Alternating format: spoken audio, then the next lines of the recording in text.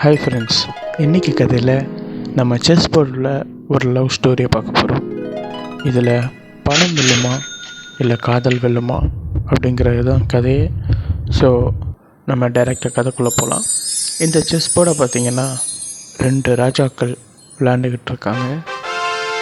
அதை 2 ராணிகள் உட்காந்து பார்த்துக்கிட்டு இருக்காங்க. எதுக்காக அவங்க பார்க்குறாங்க அப்படின்லாம் கேட்காதீங்க. இந்த மாதிரி தான் ஸ்டோரி ஆரம்பிக்குது.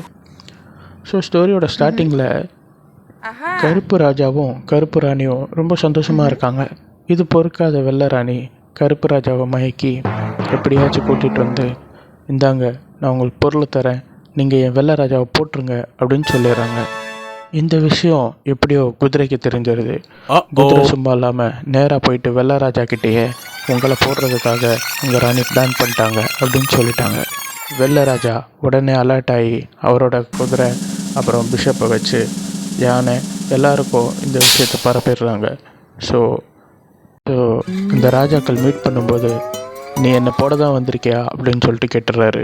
இந்த விஷயம் எப்படி ராஜாவுக்கு தெரிஞ்சது அப்படின்னு வெள்ளை குயின் ரொம்ப டென்ஷன் ஆகிடுறாங்க. கருப்பு ராணி இதெல்லாம் கம்முன்னு உட்காந்து பார்த்துட்ருக்காங்க. என்னமோ பிளான் பண்ணுறா இவளை எப்படியாச்சும் நம்ம தோக்கடிக்கணும் அப்படின்னு.